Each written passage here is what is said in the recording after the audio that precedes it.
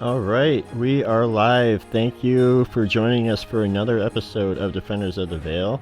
That's all I'm going to say. So, Ricky, why don't you get us underway here? I'm not feeling it. I'm just kidding. I'm not feeling it either. Let's call this tonight. Let's just call it.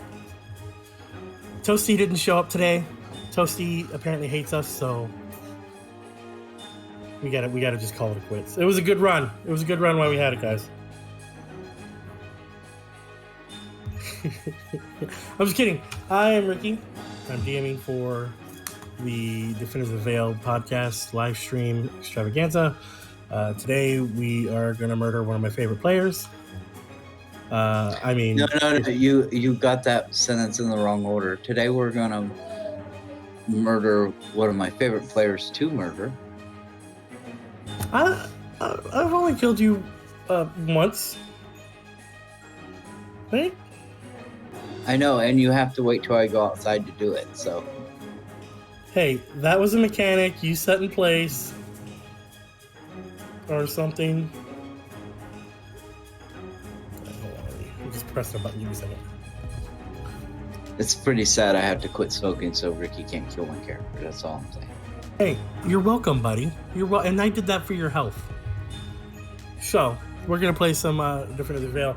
Join me on this, which is theoretically the last episode of introducing characters into the campaign. We are doing this weird thing where instead of just have everybody show up at the inn or be on a quest, that I am railroading their characters pre-group meetup into the location that we are starting our campaign with. It's fun because they get to railroad players and maybe kill a couple. How awesome would that be if they go through all the trouble of making their characters just to have me murder them in cold blood right before we actually began? I think that's a fantastic thing to do. What about you, Ron? You think it's fun to murder a player before the game starts? It's like shattering a glass of champagne on a ship before you set sail, I think.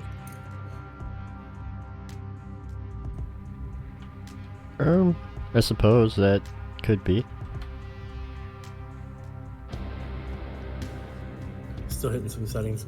And Toasty Cat doesn't have a player, so I can't kill that one. There we go. All right.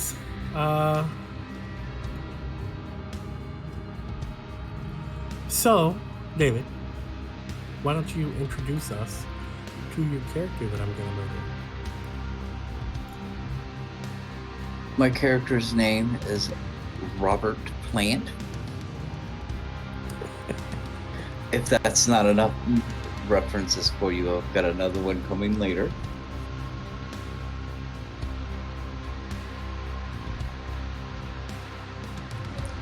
I know, but I was gonna do a Jack Skellington joke when you asked me the character name, and then I sat down today to make my character and realized I did it months ago and had named him Rob. So... yeah, I totally forgot I made the character like 5 months ago.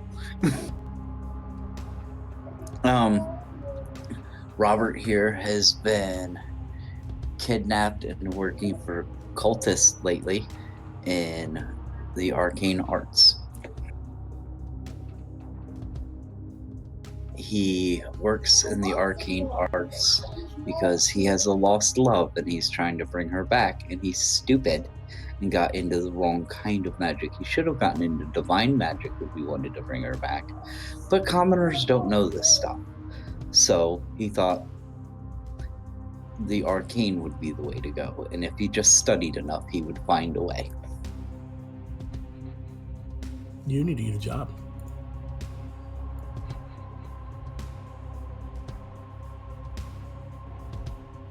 That makes it even funnier.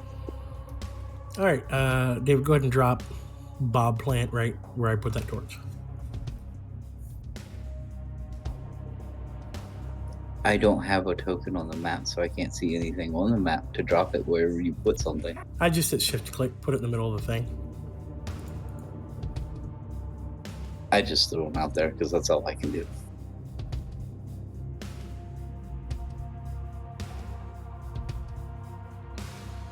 Oh, I'm on the wrong one there.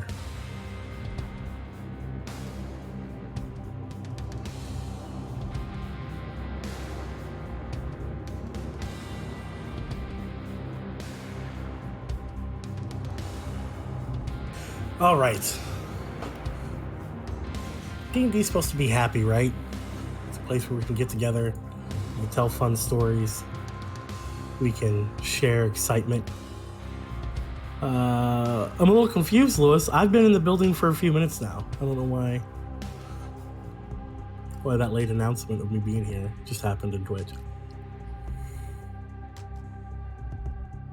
So anyway, so that's what we're getting together to do now. Ron, can you see now? I can see where you're pinging. That's all I can see.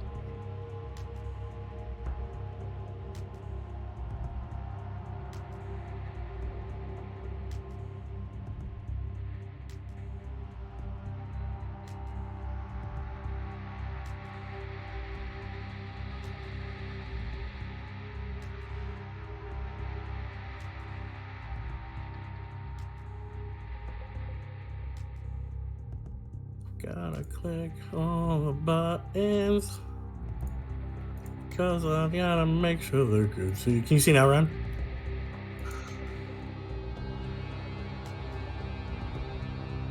Yeah. Can you see now, David? No. Yes, now I can see. I think you're confused. I think you have the confusion. All right, we're playing D&D, folks. Let's focus it together. Bob Plant had an amazing life. What was your profession when everything was happy, Bob?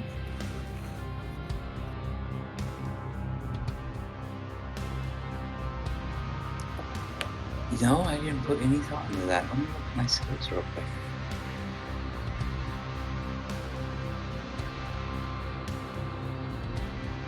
Bob was young. I want to pick something that makes sense. I was a history teacher. Bob was young, ignorant to life, like most history teachers I know. I'm proficient in both deception and history, so yeah, I'm a history teacher. He was married. He had a family. He thought he was going to be happy dappy. And then something happened to your wife. What happened to your wife, Bob? My wife ended up dying. You know, I didn't put much thought into how she died. But Was it dysentery? Sure, she died of dysentery. Why not? Never talk trash on a man named Terry. Yep, she dysentery and then died. She was a bard. So, Rob Plant took off on a quest. He's probably 22, 23, young, future ahead of him, excited. He's going to have children. His wife's going to have a great life. And she dies to some disease. Then Bob, upset, takes off on a quest. I got to find my wife. There's got to be a way to bring my wife. He can't imagine life without his wife. He has wholesale bought happy wife, happy life. Now that he has a dead wife, he's got no life. And he's hurt. It hurts him.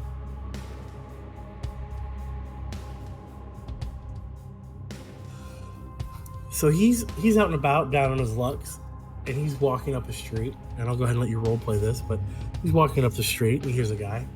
The guy goes, "Hey, hey, we're looking to make people's dreams come true.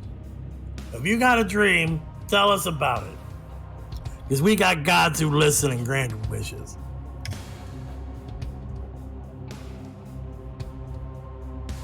This is what you hear as you start walking up the street, desperate, sad, downtrodden. So what do you have to do to get your dreams to come true? Well, it depends. What depends? This human male with bright hair and glowing eyes puts his arm on your shoulder and he goes, "What kind of wishes do you got, brother?" I would like to bring back my rose. Like a flower. No, like a wife. Oh, You're trying to bring one back from the dead. Was she... Well, how did she die? She died of a terrible disease. Oof. Diseases are hard. But we might have a way. What would you do to bring your wife back? I would do almost anything. Well, let's kind of figure out what almost is. When you say almost, what's too much? I haven't figured that out yet. So what you're trying to tell me is, as far as you know, you do damn near anything. Correct.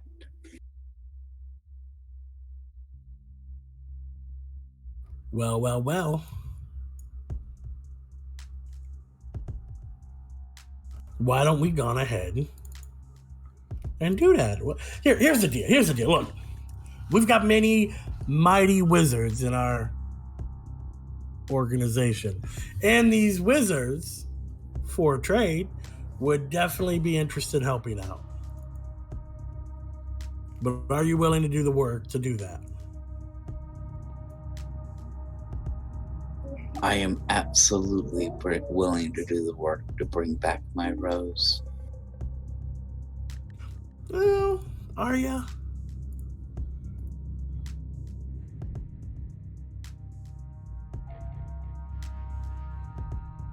Because if you are, I mean, and you really mean you are, we'll put you through some loyalty tests.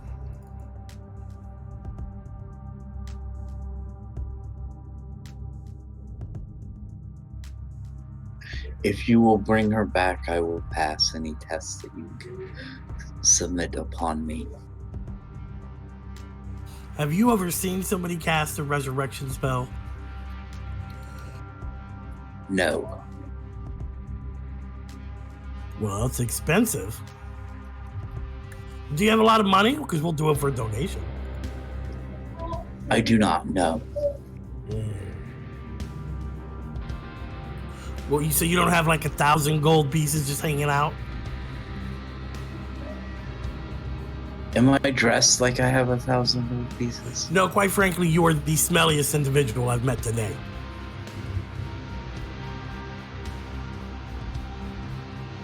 So I tell you what, you come join the group, donate your services, we'll keep a ledger of the work that you've done, and when you've worked it off, we can cast a spell. Or teach you how to cast a spell. That sounds perfect to me. All right. Welcome. It is really easy to trick the desperate, you know? Yeah.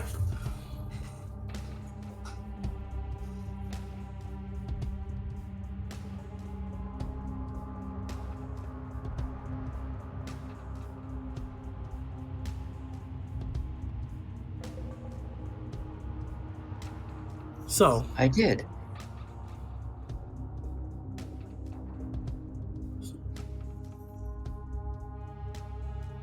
anyway,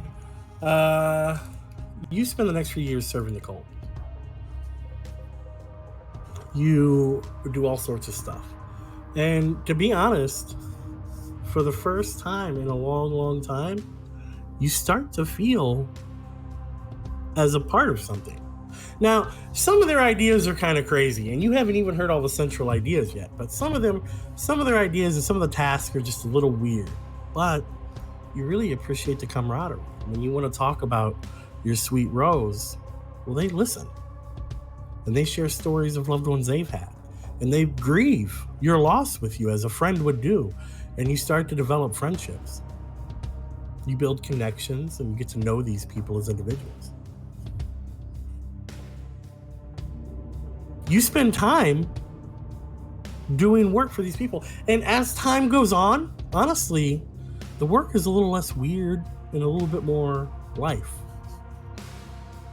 For example, you have been relocated recently to this castle up north.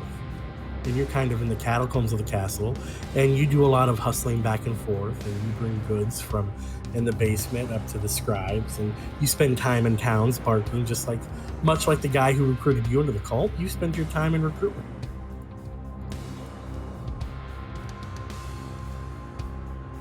One of your very best friends. Hold on. Let me find him. I can't find him. I had him right here.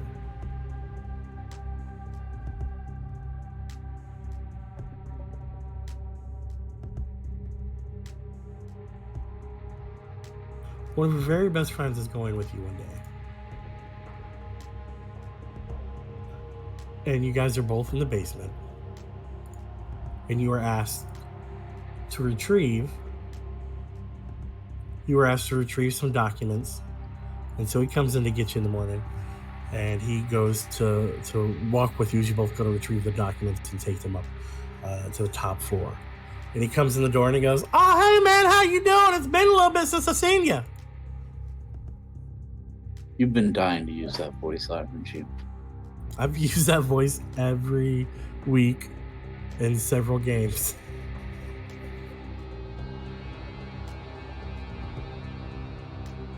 How you doing down here? Look at all this fish I just caught. I don't know the character's name that's talking to me, Ricky, so you're gonna have to say it to me. His name's Cletus. How are you doing today, Cletus? Oh hell, I'm as peachy as a plum in Georgia.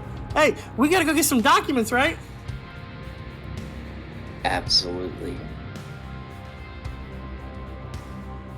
Hell yeah, what have you been doing? Just working for our religious group here, recruiting new members. Yeah, they've been trying to get us to do it. How many people you gotten recently? Go ahead and give me a percentile dice roll.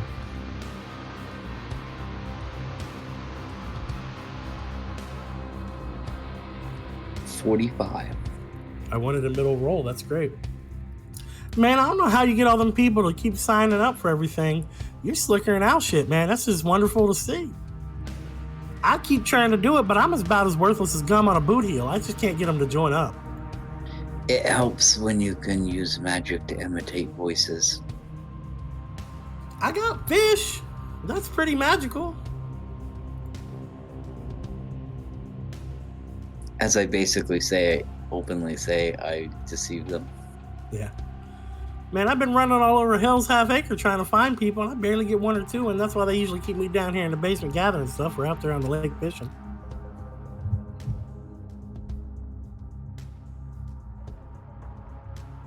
I'll tell you what, though, that's enough yapping for me. Why don't you go ahead and grab that torch?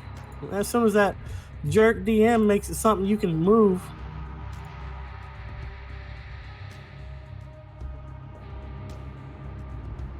Now, why don't we go ahead and head over?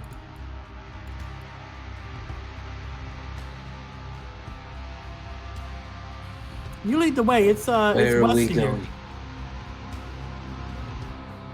You know that you would head west and go south.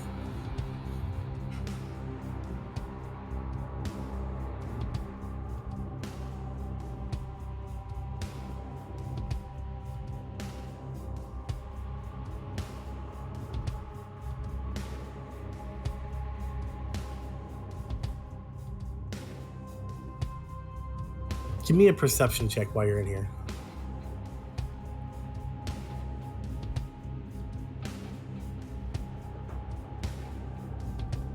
I'm rocking it out with my mighty 2.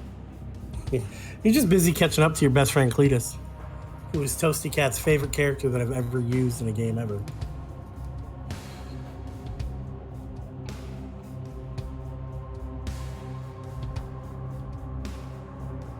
Remember, we're going to keep heading towards the southwest there.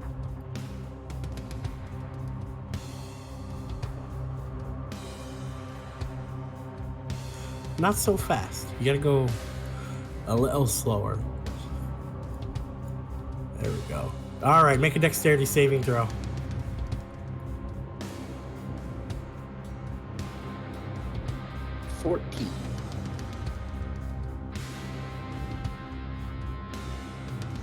Oh hell, man! Watch out!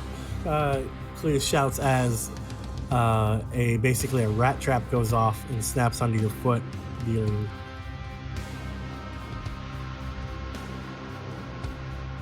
1 point of damage to you.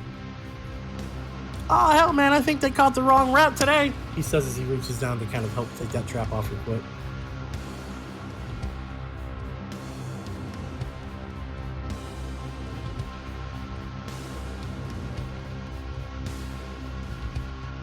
You gotta be a little bit more careful, brother, when you walk around like that.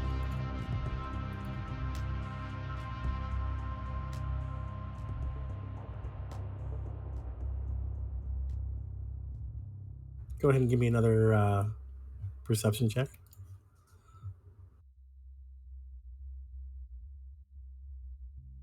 Well, you just say fail another perception check. I'm rocking it out with another 2. Holy crap, bro. Back-to-back critical fails on perception checks.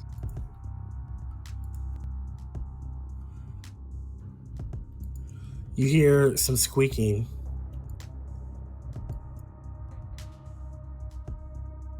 Obviously, I don't hear squeaking with my perception check of 2. Well, you hear them now that they've run out at you. Okay, I'll give you. If you had a better perception check, you would have realized they were coming at you, brah. Go ahead and give me an initiative unless you don't want to fight the rats.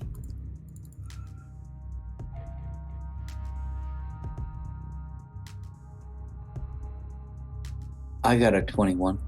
Yeah, you choose to roll good for one thing at least. If I'm gonna roll good for one thing, it better be initiative. As soon as Cletus sees the rats, he runs away. What a good friend. I'm sorry, man, I got a thing.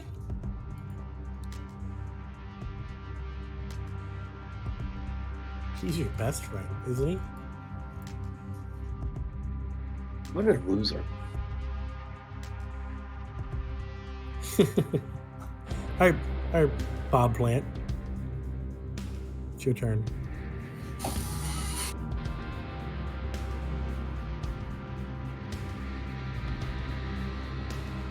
I'm gonna back up to right there.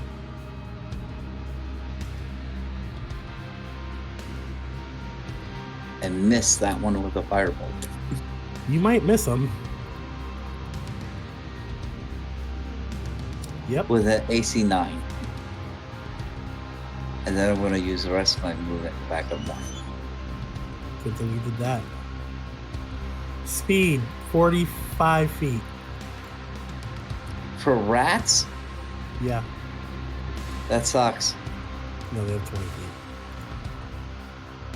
Well, that's good.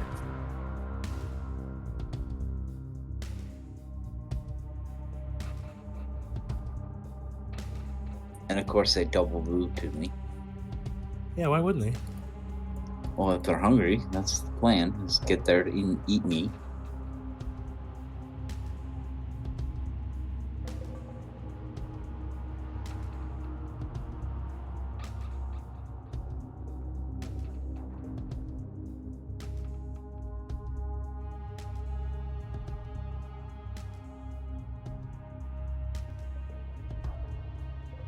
You hear somebody scream from the distance, "Oh, hell no!"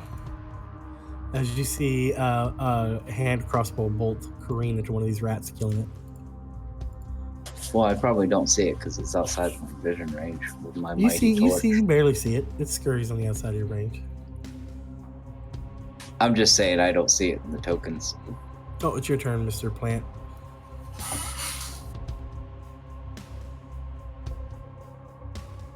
I'm going to fire a firebolt at this one. At which one? AC 19. Which one did you hit? This one here. Okay. And then I'm going to move. I would remind you that even though it's on the very outside of your vision and you probably have disadvantage on it on that attack, it does seem to have a hand crossbow bolt sticking out of it. Well, I don't see an update on its hit points, so I thought it was fully healed up.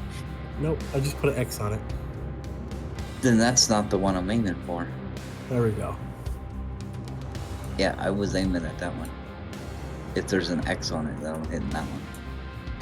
The one behind? Yeah. All right. And then I'm gonna move.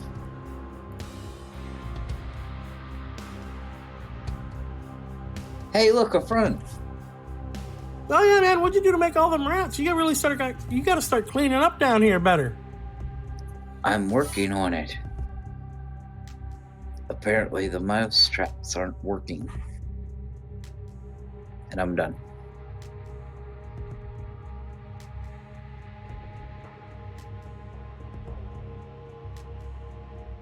Crap.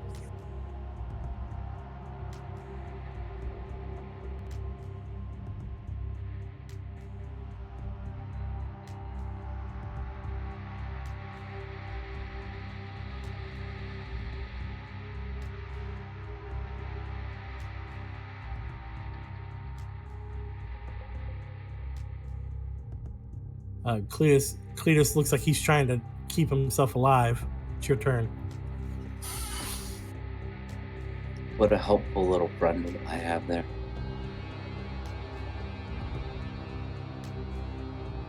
Well, I'm gonna toll the dead on this one because I don't want to get disadvantage on range spell.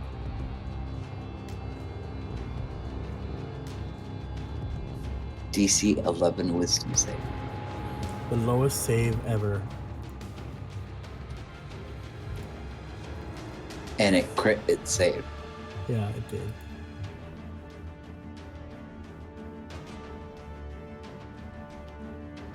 My intelligence is 12. Leave me alone. All my ASIs are going into intelligence, so the characters are going to be really easy to progress.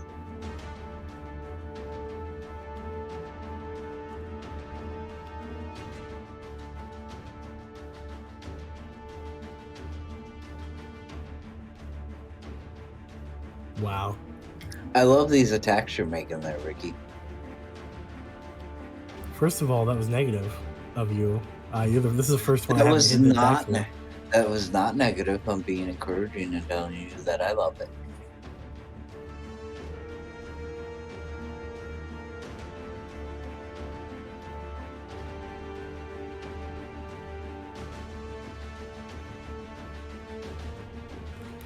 Cletus exclaims in a loud voice and goes,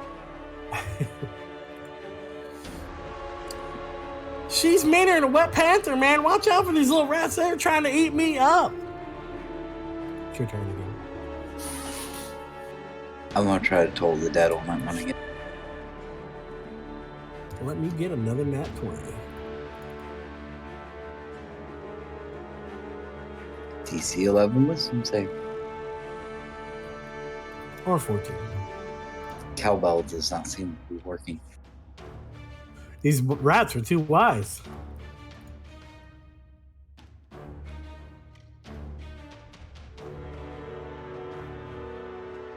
Ooh. Ow, shit! Cletus exclaims as he gets bitten by a rat.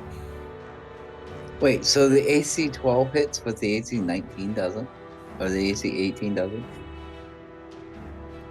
No. I think you're confused.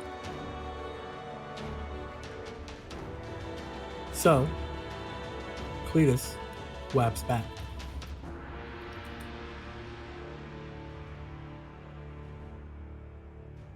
Maybe. Rolling the dice, rolling the dice, rolling the dice.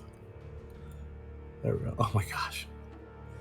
Cletus takes his little group of fish, which is why I gave him -2, and swings it at the rat, and he just completely, like, a couple of the fish were alive piranhas and devoured the rat as he did it. It's your turn, Bob. I'm gonna shoot a firebolt at that one.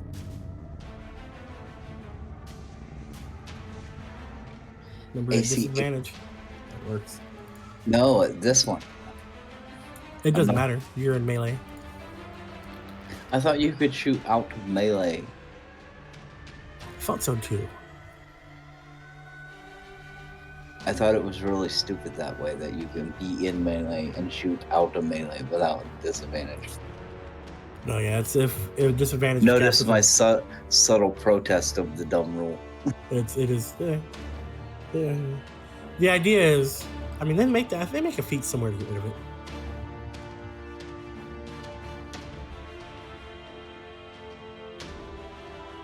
Either way, 18 or 18 hits.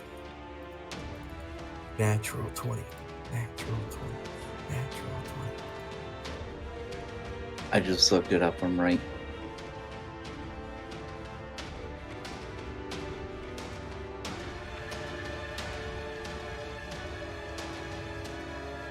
You're wrong. It says a spell or some other means you have disadvantage on an attack roll if you're within 5 feet of a hostile creature who can see you and is not incapacitated. You also take 1 hit point of damage.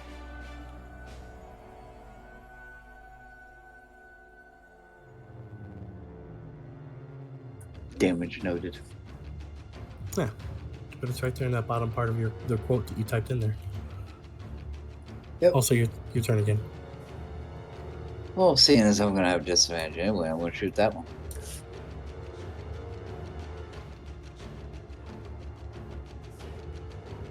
I hit AC 4.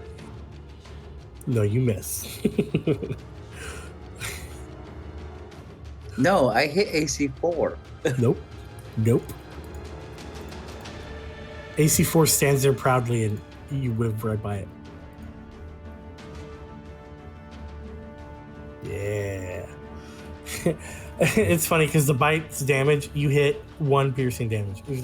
It's never going to do more than 1. It's going to be a slow death. Well, isn't that fantastic? Yep. I'm not even going to kill you fast. I'm just going to kill you slow. I'm going to get slowly eaten by rats over the course of the next 2 hours.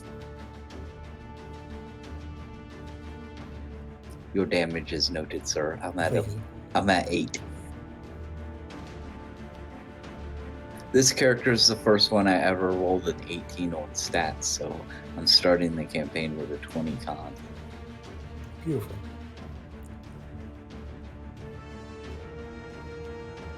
Being a wizard, of course, I had to put my highest stat in con. And my next highest stat in dex. So that left me with a 12 intelligence.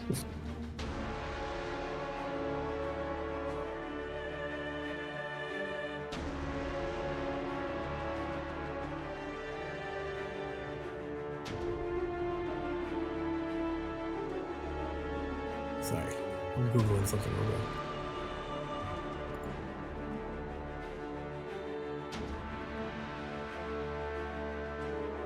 All right. You making another attack? Sure, why not? All right, you're gonna rise. Cletus, choose your arm because either that or I could just stand there and die. it's true. Cletus is like, you got him, buddy. Step on it. Ew, it's so gross.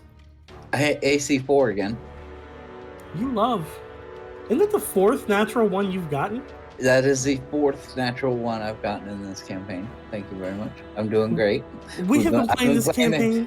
I've been playing this character for a grand total of less than 45 minutes, and I've gotten 4 natural ones. I'm doing great. And I almost played a halfling. I should have went with that.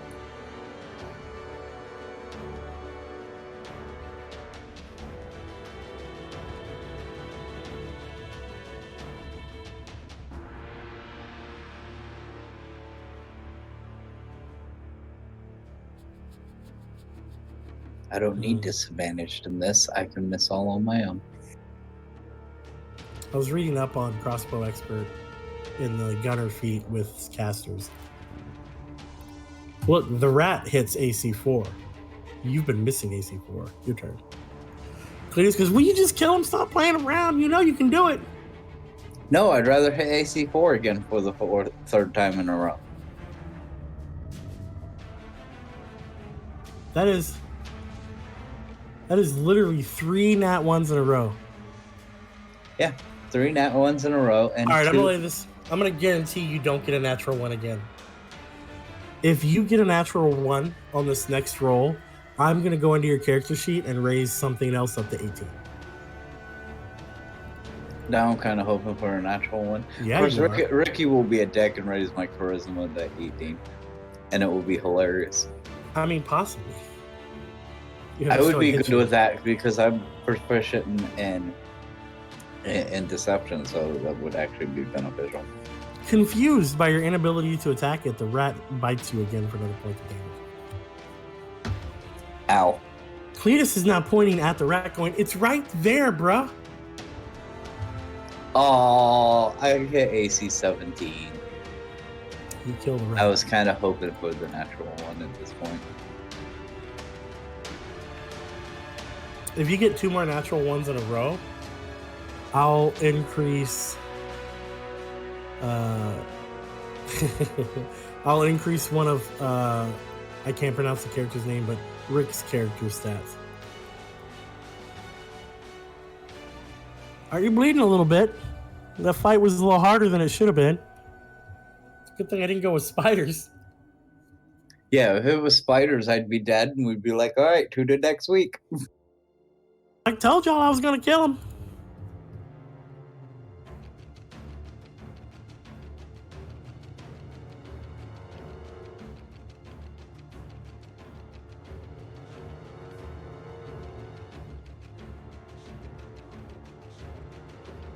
All right, so the rats die. Sorry about that. I was typing. I had to type my assistant. The rats die. Cletus goes, "Hell, man, what you doing?" And he goes, "Here, drink this." And he holds a flask towards you.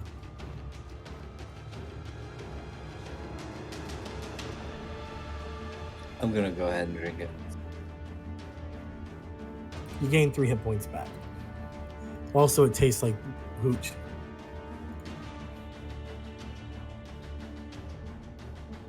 Gaining back 3 hit points put me at almost full health. I thought the goal was to kill me. Why are you healing me?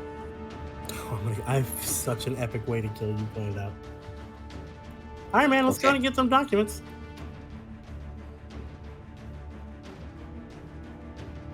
Come on, let's go. Over here, we gotta get them documents.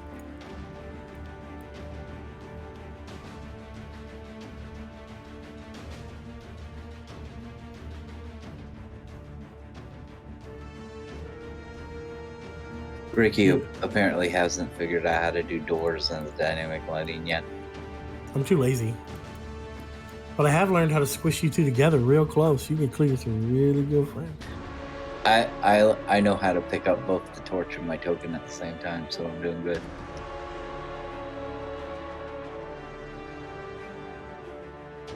All right.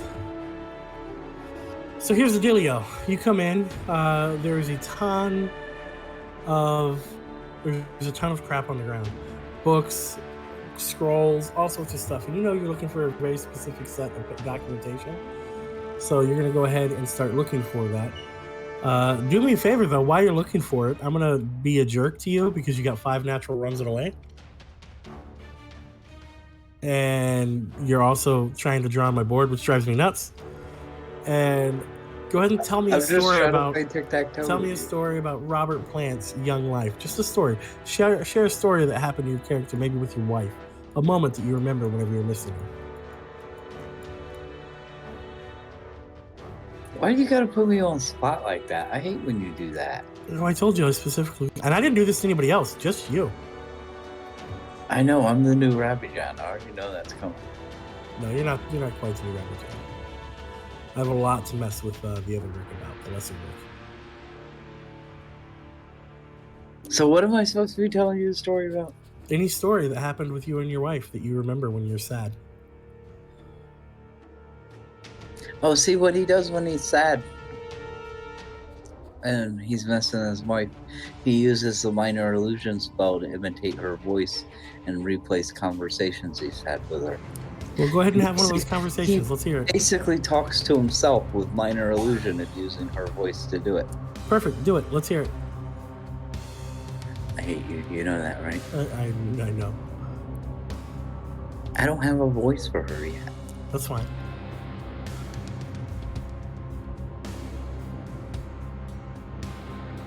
So he's going to be remembering when he made flower beds for her, and showed them to her for the first time. He says, Rose, you must come here and see what I have made for you. She says back to him, no, I'm busy. No, seriously, you have to come see this. Why do you always do this to me? I'm in the middle of doing something. You can see I'm in the middle of doing something. Yes, but you have to see. Come here. This is important. Fine. I'm on my way. I know, Rose sounds like my wife. I'm never going to make that joke because I know your wife. Yeah, because this is actually something my wife would do to me, too. No, I don't care that you did something nice for me. Leave me alone. I'm putting away the dishes.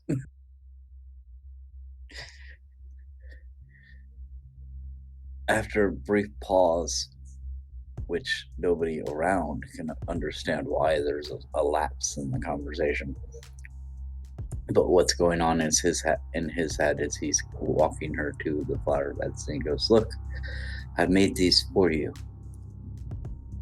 She looks and says, that's very sweet of you. Why did you pick tulips? Because they're your favorite flower. And she says, no, they're not. I told you I hate tulips. I like calla lilies. You fucked it up again, didn't you? Yeah, I did kind of fuck that up. Here, I'll fix it. And he proceeds to dig up those tulips. And says, I knew I had a 50-50 shot. I knew one of them was the important one and the other one you hated. She goes, yeah, but you tried, and that's the important part. And it does look really good with the wrong flowers in it. How was that, Ricky? Well, every guy hearing that story can relate. Fucking sad right now. That's what's going on.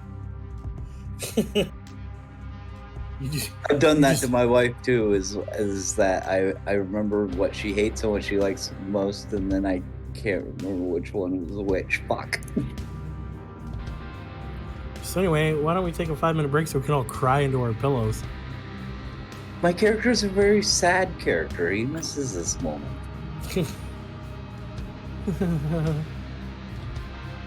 Alright, so you've gotten the documents now. And it's time to go back. You're heading back. Now, you need to go to the top floor. Things feel weird. Give me another perception check. If you get a natural 1, everybody in the next campaign starts the next session with advantage.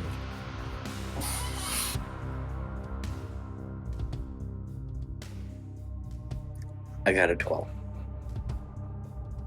I'm just going to start promising positive things for your natural 1s, and that way the rest of your teammates want you to fail.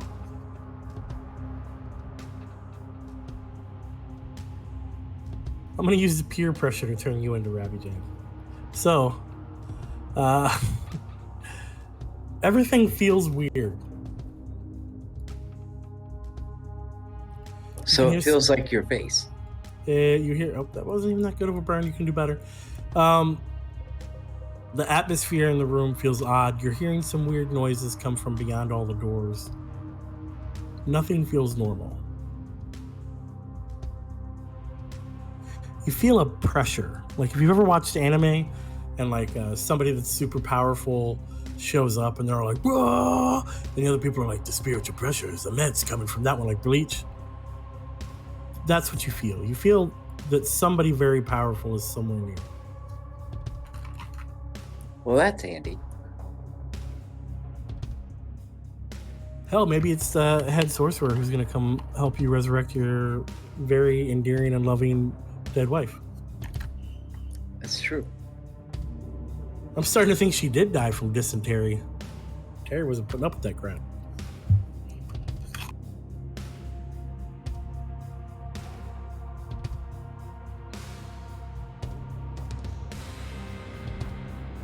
Next story about the wife will be way better. All right. So you continue on your way, right? Yes. You're heading upstairs, but you haven't been upstairs in a little while. Things look a little out of sort and different, so I would just be careful. I want to point out that my character has the flaw that every time he enters a room, he looks at the ceiling first. Why is that? That's not a flaw. That's just a weird behavior.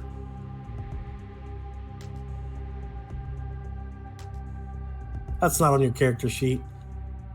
No, that was a different character. No, this one has no sense of humor.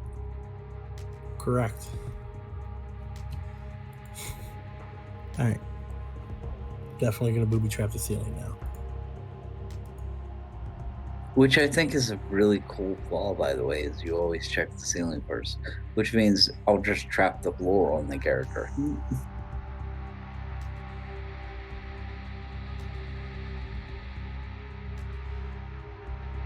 All right, so you're gonna head up. Oh, look.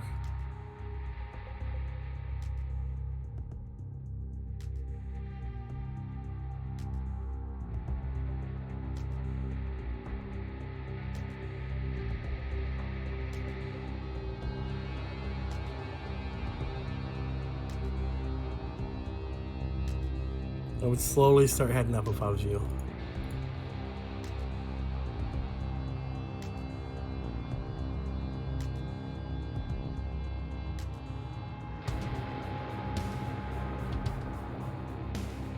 Buddy?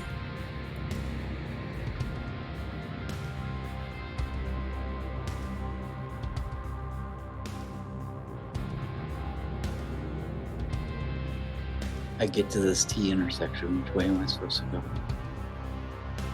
I don't know.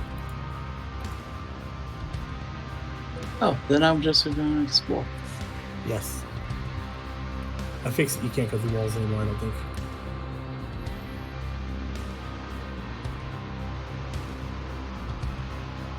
Holy cow. I can't move anymore either. Is that better? That fixed it. Go ahead and give me a dexterity save right there. 22. You manage to duck out of the way as you see a homemade trap with the stick with the spikes on it comes flapping around about waist height, which is good because you almost had your eggs scrambled.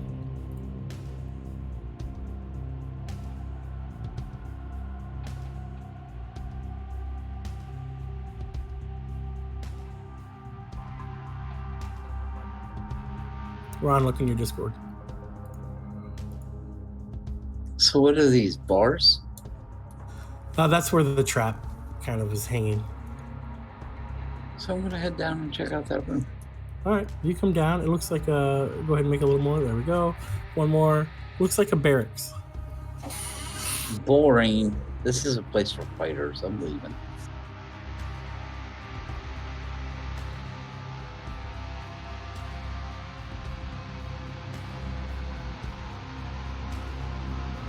Pause. Yeah, you're not getting me mimic shit in that room. Is that Tom? Good reference. You hear rattling as you see a lone skeleton coming down the hall towards you. I look up at it and I say, "Good day, friend." It does not look friendly. I don't care. He's going to be my friend one day. Have you seen Tim? It starts to advance towards you. I know. I'm rolling initiative. All right. You feeling strong? Torch me. You should probably redo initiative. There. Perfect in every way. I roll a 7.16 with the torch, and I roll a 7.16 with the character. What more do you want out of it? At least I'm consistent. It's going to pick up a crossbow. Short bow, and shoot a bow at you. missing. You're not the only one who can roll natural ones. You're doing great, Ricky. I appreciate all your help. Your turn.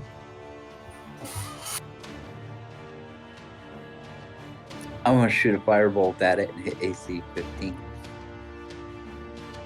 Oh, too bad AC 15 is not enough. No, that And hits. then I'm gonna move. You did 9 fire damage to it. Where are you moving? Right there. Actually, no, I'll go there. Coming around the corner of the skeleton. A smart player would have counted squares and gotten themselves 35 feet from the skeleton. I, however, am not. Shoots again, showing the natural 1. I wish this wasn't whispered so you could see him. I've now done 2 natural 1s in a row. Your turn. I'm gonna hit AC 22 with a firebolt.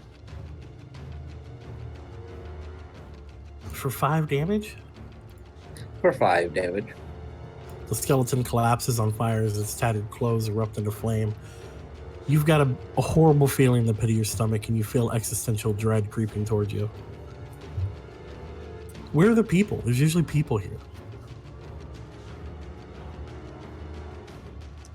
I'm gonna go ahead and move forward and pick up the skull and put it in my backpack and go, this will come in handy later.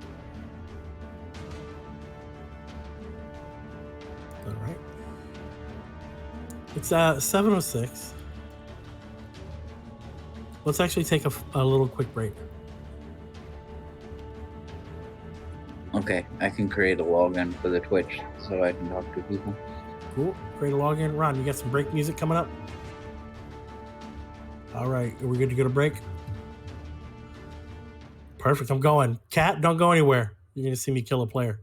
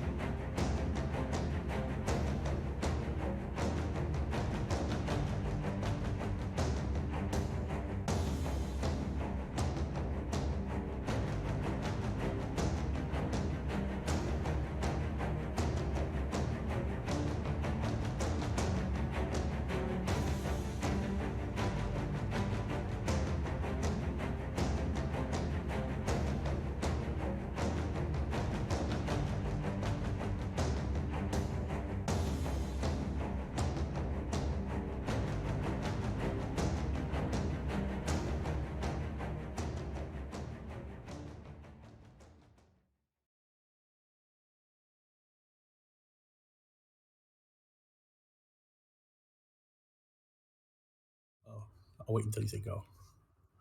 Hey, everybody. How's everybody doing?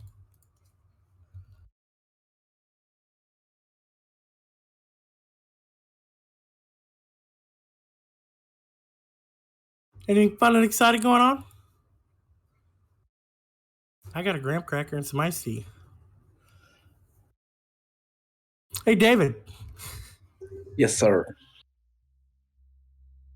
I saw your reply. You replied to me, and you gave the ruling update. One quick thing: crossbow expert will get rid of disadvantage in melee. Another thing. What do you call it when a necromancer has an issue raising the dead?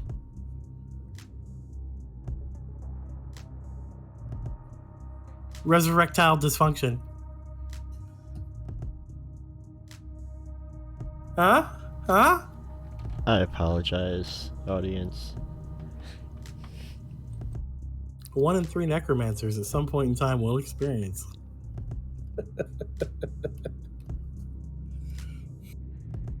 All right, back to other creepy feelings. They have little black pills for that, though. I'm assuming because they're necromancers, the pills are black and not blue. See your local cleric. David, I think it's a good time to talk to you about something. Sometimes in D&D, jerk DMs will put you in fights you're not supposed to win, you know? I absolutely understand that. My way I explain it to players is that we're working together to tell a story, and sometimes the story that we tell is episode 4 of Star Wars, and sometimes the story we tell is Rogue One. So sometimes you're all gonna have to die.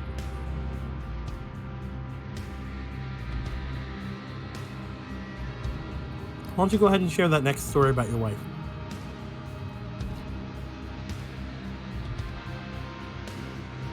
So he begins to remember taking his wife on the first date and then standing on the porch and playing the Give Me One More Kiss game for about an hour before he finally goes to walk away and leave and turns back and gives her one more kiss.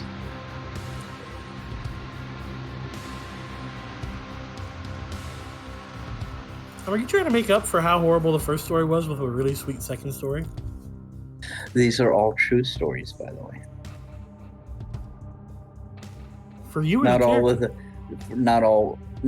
the same person, but they are all true stories with me.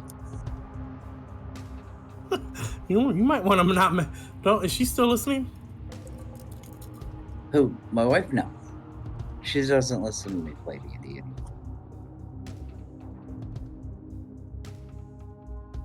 I miss playing D&D with your wife. She was one of my favorite, even though she's tried to kill me 2 times. Successfully killed me once. My favorite story with her is that she spent 3.5 hours making a warlock, and I went over every little detail of the character with her, and I helped her out immensely in making this character. And we were playing Tomb of Horrors. She played the character for 15 minutes and it died.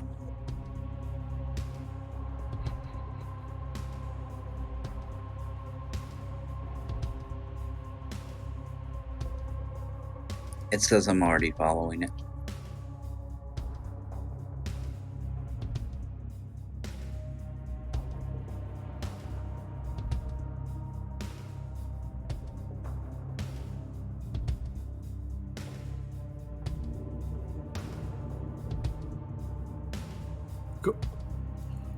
Go ahead and hit perception check again for me, Davi.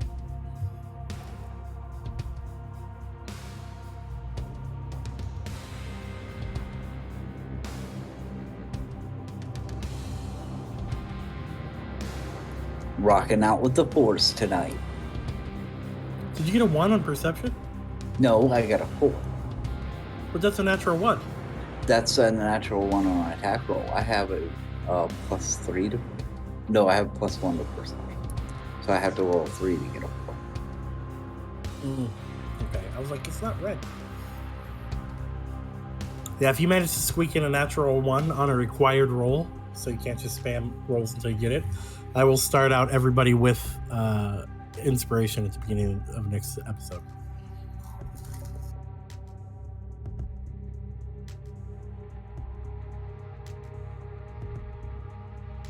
So, you hear rumbling. You can't really decipher it. I can't even give it. It's a 4. If you'd at least done a 10, I could have pretended.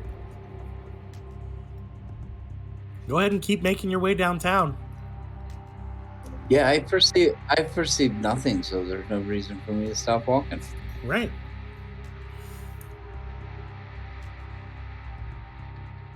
Hold on. Wait right there for a second. Go back one left. Go to the left one more. I see a jar right there. Behind you, you hear and smell what you know to be a ghoul. This is just in the work you've done with the necromancers and the occult. You also know that there should not be ghouls down here, and even if the ghoul was supposed to be down here, that's bad for you because they're hard to control.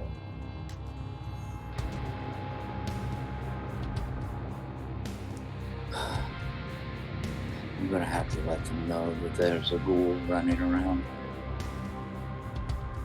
I'm gonna roll initiative to kill it.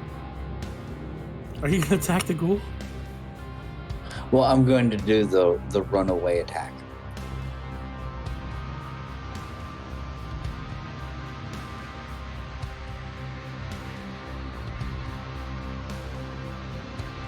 I got 18 on my initiative.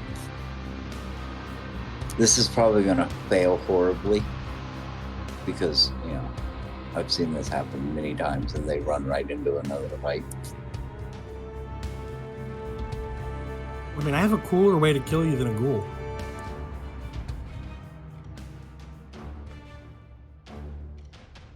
I'm gonna miss with a firebolt on an AC 9.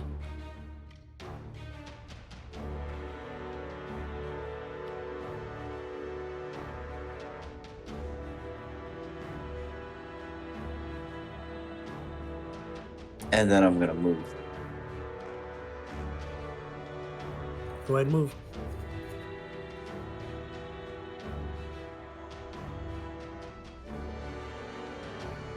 Okay, I'm out of movement. Now this ghoul's gonna ramble down the hallway at me.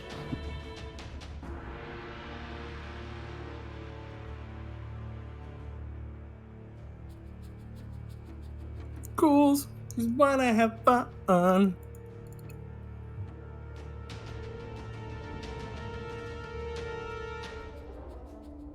I didn't realize it was my go. I thought you double moved. I did double move. I'm gonna hit AC 6. Mm-hmm. Unfortunately, that's not its AC.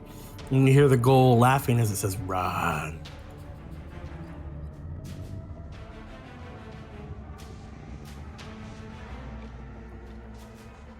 Out of movement.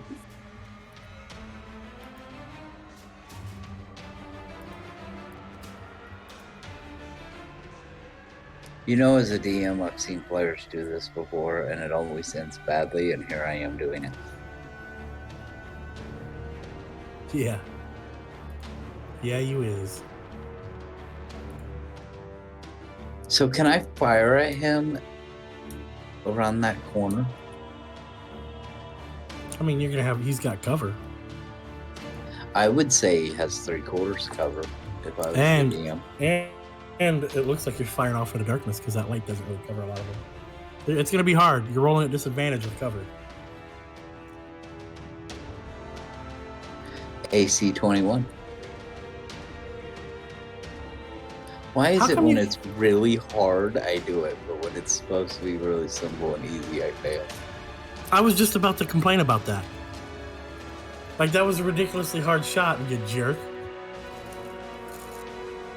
And I do 10. Yeah, no, I saw. It's noted. Let me double check. Make sure there's nothing I need to worry about. Ooh, he has immunities. All right, you gonna move?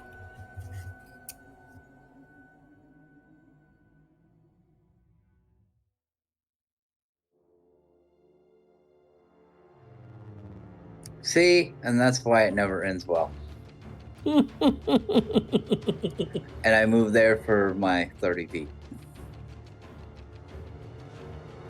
That was 25, that square there. So I backed up to 30.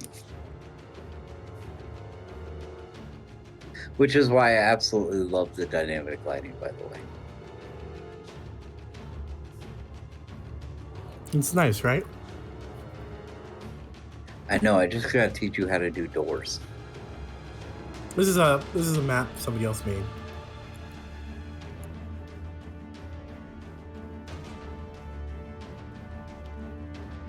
Your turn.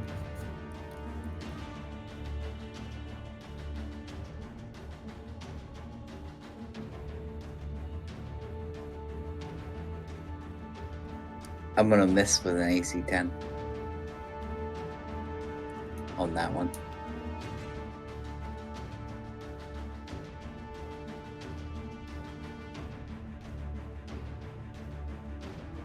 Yay, ghouls are gonna kill me now.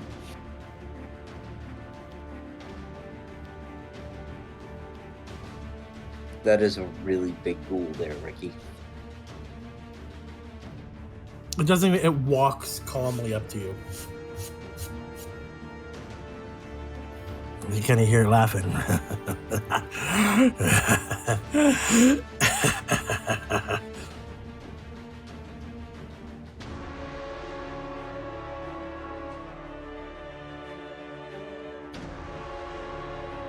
Woo! Woo! You take 5 slashing damage, and I need you to make a Constitution saving throw. Please get more than a 10.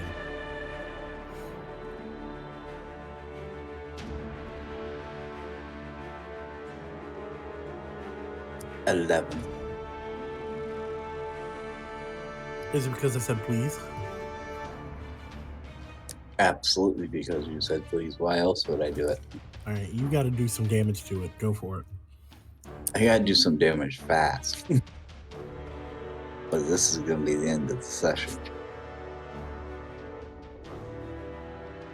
I'm gonna hit him with my quarterstaff because I'm not gonna have disadvantage with that. Mm-hmm. AC 17, and I'm swinging two-handed, which I kind of screwed myself with it, but I would have done that anyway.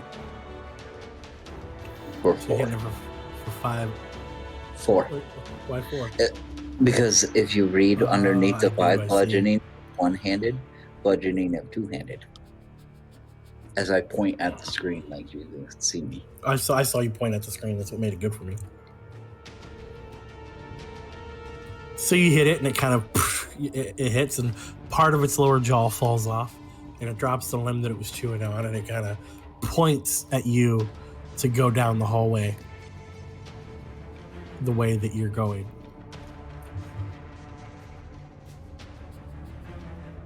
It says, and it's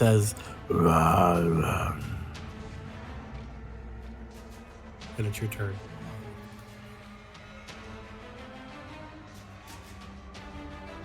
I'm gonna smack him with a quarterstaff two-handed. AC 19 for 5.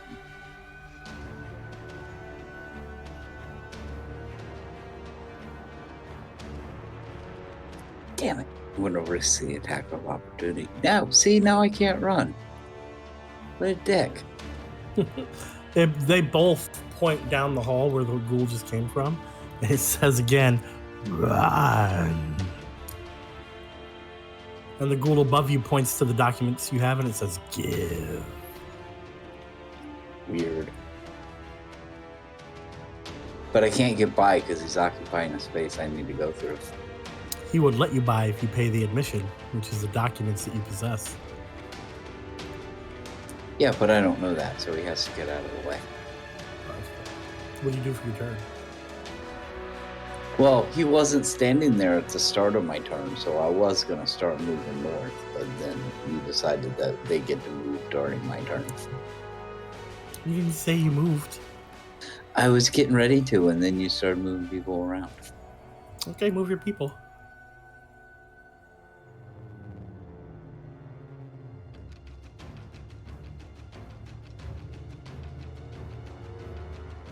Are you stopping there?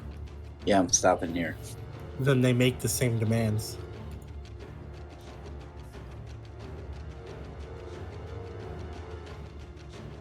The one below you says run. This one mirrors it at the exact same time.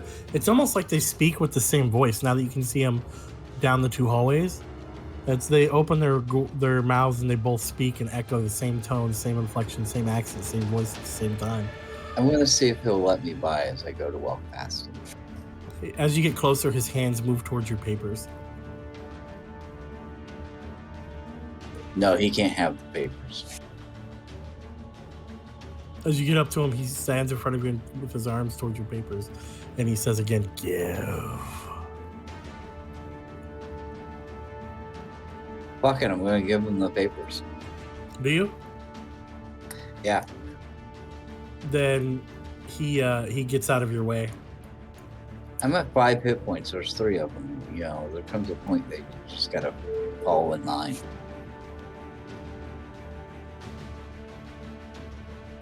So I'm jacking your character, kind of. You slowly start to make your way. Do me a favor, David. Let me put you on the spot again, because you love it when I do that to you. What's a fond memory of being in the cult that your character would have had? See, I have no sense of humor, so there are none. Nah, I'm not getting off with that. No sense of humor doesn't mean you don't enjoy things or you aren't contented by things. So what's the most enjoyable experience you would have had while you were in the cult? Or an enjoyable experience? First of all, we're not a cult. We're a religious group that worships an offbeat god. That's fair. You've been washed very good. And don't be mean to our dear leader. To dear leader. What's something else that you, do you have what kind of stuff would you have been doing? What type of work do you imagine your character would have been doing in the cult? For the cult? For your religious organization. I kind of see myself as somebody that would be making documents and recording the history of the cult and the actions and doing research into the arcane to unlock various secrets, which I'm terribly bad at. Now, while you were doing research for the arcane, while you were doing some of those documents, while you're doing laundry, you did notice a few things that you probably chose to ignore. Where did you get the subjects of the experiments from? Right? Where did you get the resources? What about the stories of plundering and looting? What about the slave trade? These are things you kind of pushed aside because your group, your religious organization wouldn't do that to harm innocent people. You wouldn't harm people. Matter of fact, they brought you in. They welcomed you in with open arms to try to help you find your rose. Our dear leader has a plan, and this is what he needs us to do to accomplish the plan. Who am I to question it? But in your heart, you wonder to yourself, would Rose be happy at the way to which you're going to bring her back? Would she be happy at the evils you let happen to achieve that goal? No, I'm not thinking about that at all. Oh, you did. Oh, yes. There's a part of you, a little voice you keep stifled in the back of yourself that goes, is this right? Now, how you react to that is completely up to you. I'm going to be ignoring that. That's fine. That's fine.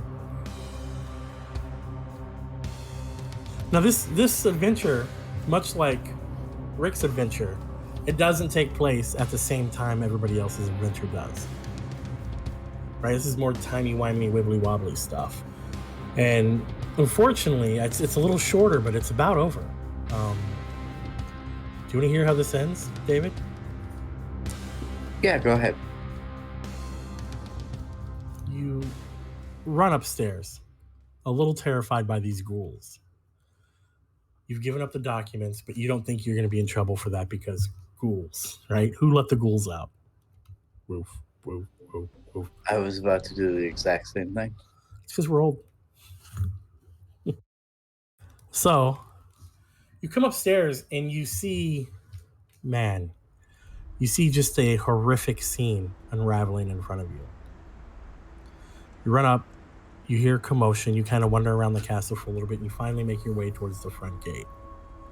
And as you come running up to the front gate, you see just a massive, almost, it looks like 7-foot tall set of black armor, just wielded by this horrific paladin from hell. And you recognize him because who wouldn't? That's one of the defenders of the Vale.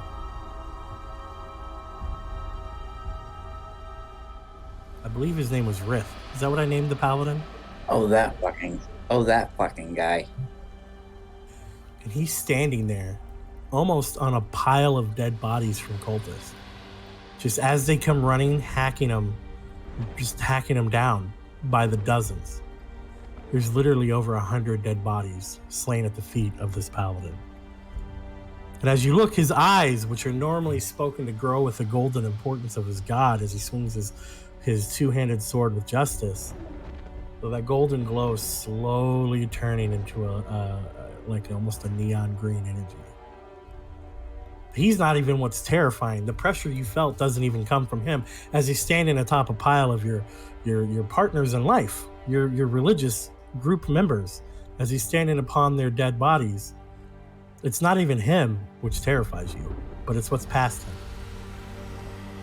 Past him, you see what should be considered weak and frail. You see a young man clothed in dark robes, eyes alit with green power, energy pulsing, standing upon runes and casting. Several of your cultist members try to make it past to interrupt the caster, each time being cut down by the Dark Paladin Rith's blade. At least 200 bodies lay at the gate. This single paladin has taken out at least 200 bodies. And what's even more horrifying is this: not only is this necromancer casting these spells, but beyond him is a long army of thousands of undead. In the sky, you see a Dracolich flying. You hear words of power being chanted. And then you see the most horrifying sight you've ever seen, as green tendrils of life force are being ripped from everybody around you and being sucked in towards the necromancer.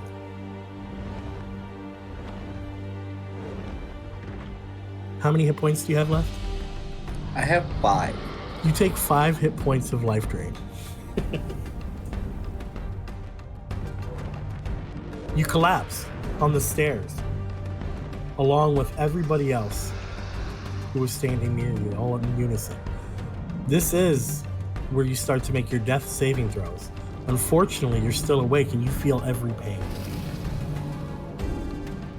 Your vision tunnels. You feel your blood pressure, your blood pulsing through your veins, and you feel the beat. You remember when you met your wife. You remember when you joined the cult. You remember why you do what you do every day and your mission to bring her back. Imagine your character almost feels a wrath and anger at somebody interrupting your life's purpose. You can't bring your wife back to life if you are dead. Make a death saving throw. I got 12. You cough. You kind of claw at the stone and you start to try to push yourself back up. You can't bring your wife back to life if you are dead. A wave of energy radiates from the necromancer. The Death Knight, noticing no more attackers come, as his master has completely started to drain the life from every living being within a radius of God knows how much, shoves his sword into the ground, severing several spinal columns as he goes through the bodies of those slain at his feet, and stands there glaring, keeping a faithful watch over his master as his master completes his ritual. You remember your first argument with your wife. Make a death saving throw. I got a 4. It's 1 fail, 1 success. Another wave of radiant energy pulses out from the necromancer, and he looks around for the first time as he starts to notice, and his visage is horrifying because there's a very young and youthful face. This necromancer is very young, doubtful old enough to buy alcohol in the common world we live in today, but with such power is draining their life. The green energy that's being sucked in from everybody around coalesced into a visage of a skull in front of his youthful and very calm face. His brow furrows in concentration. Dun. You remember the first time you met Cletus? Hey man, did I ever tell you about how snakes are poisonous? Dun. Make a death saving throw.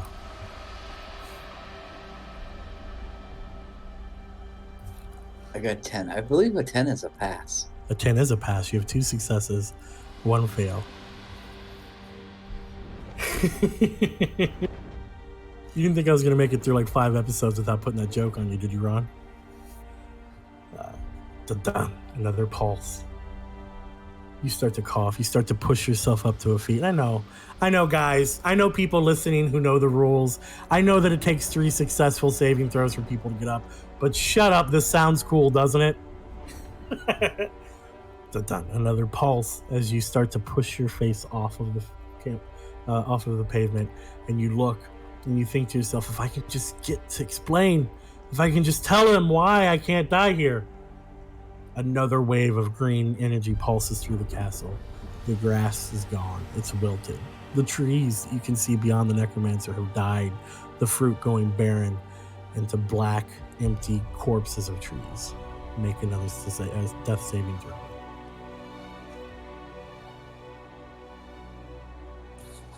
I got a 9 for a 2 and 2. I just want to point out I did not spend money and give Roll20 cash to make it go to the distance. I didn't know it was going to give me a full count, but I love it. I do love that it's a full count. 2 pass, 2 fails. You start to stumble. You actually stand up and you trip to your knee. Oh, Spud. You lean against the wall and you try to cry out, and all that happens is blood coughs out of your lungs.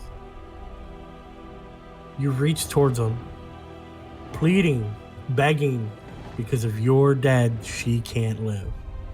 Give me another saving throw as a green pulse of energy comes out. Man, if you get a natural 20, it'll be the I got a 6. And you feel, finally, as a final pulse of energy pulls your spirit from your body.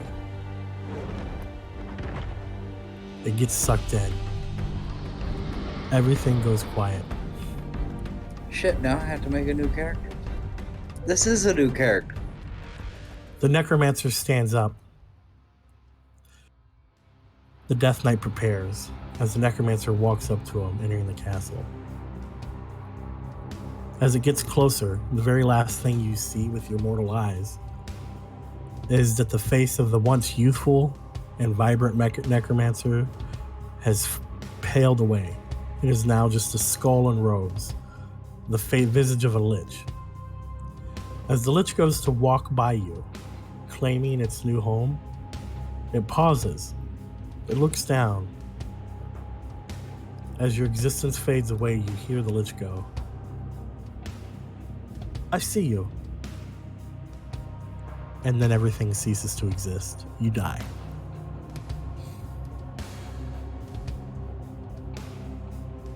This is bullshit. I wasn't even going to smoke break when you killed me this time.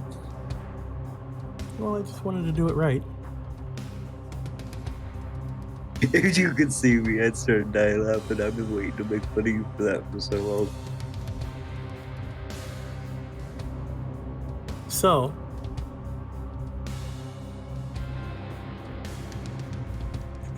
anybody who didn't watch this first season of the campaign, it's all right. This is a cool reference for those who did. We go away from this time in the past and we head back to the future where we have gathered a few adventures. Is everybody in here? I think I saw everybody chatting.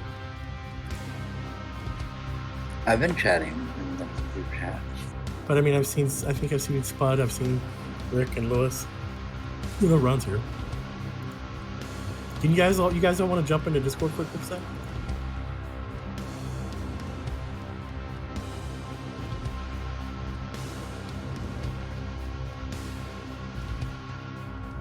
See if they hop in. If they hop in, that'll be a cool way to end. If not, I can end without them. But get in here, guys. Come on. I need you for a moment. Oh, don't do that. You'll just hear, Spud. You can just hear. Hello.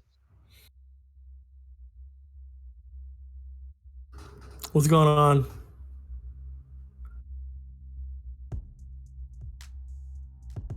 Nobody else coming? That's okay. I didn't warn anybody, so this is rude of me. But I'm comfortable being rude this way. Rick, I killed David. What's up, Rick?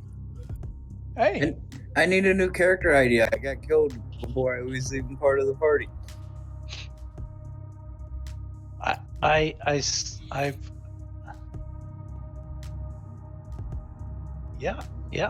heard. I think you should be Larry. How dare you? The This brother. is my brother. The dude Daryl. This is my brother Daryl and my other brother Daryl. Why don't we get a really good reference in? We're Daryl. All right. Louis, you there? Yep. Ron, can we all hear you? We can now.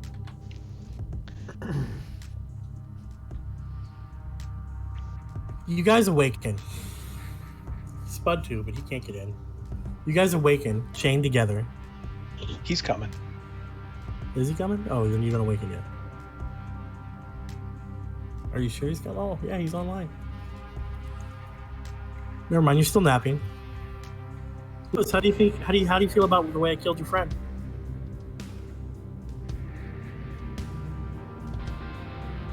Louis is dead.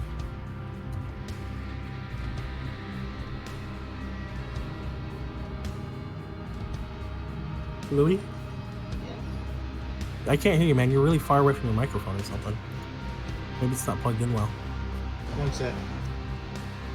How you doing there, Spud? Fine. You guys awaken, except for David, obviously. I haven't met Spud yet. Well, You guys, never will, you dead bitch. I guess not. wow. I know him now. I didn't know. I can't I believe know I Spud was did the playing the Joker. introductory episodes. All right, guys. All right, let me do this. You guys awaken. Chained up to each other in a quarry. As you guys look around, Wally and Izzy. Wally and Izzy recognize each other, but Eremolian has no idea who's going on, and Paige is very confused. You guys are chained together, and you see groups being led away and being forced into enslavement and forced to labor. You guys are given the tools of the trade. And being led to an area where you're supposed to work stone.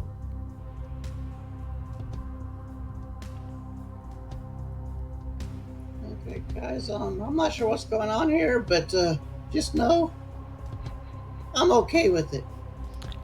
Alright, what's all this then? Where they got me all these blokes chained up now? I can't believe it. Oh boy.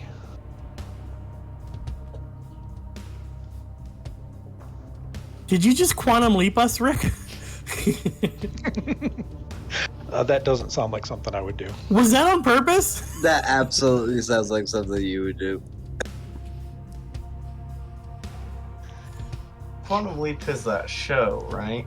Yeah, it's a show. Yes, it is. Okay. How you doing, Yeah, Flippy you boy? I guys- haven't talked to you in forever. It is that show. So you guys wake up. You guys are chained up in your tomb. The only thing that's weird is there is one person chained up with you that none of you guys also that all of you guys recognize. And you hear a voice go, "Oh shit, how'd we get here?" Oi, this bloke again. Alright, let me at him. And that's a good place to end the episode. Right there.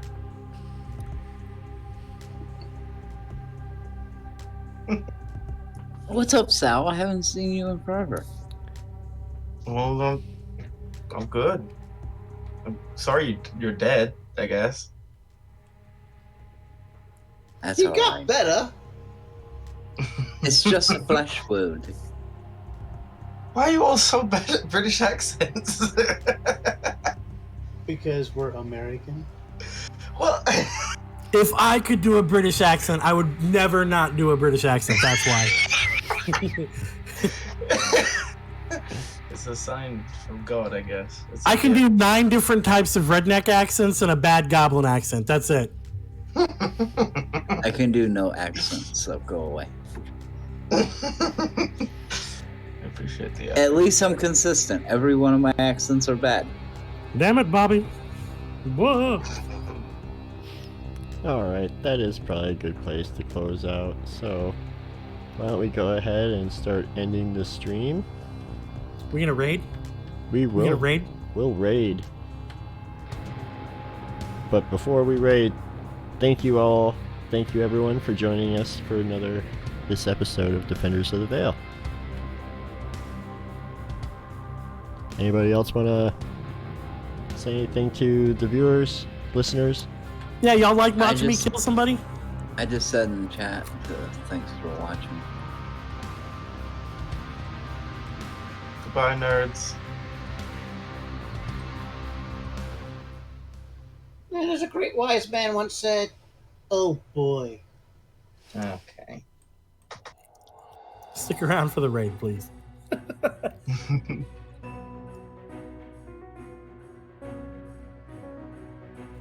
And when we do get to the raid, please make sure to say something like Defenders Raid or DOTV Podcast Raid or something like that. Just don't say anything.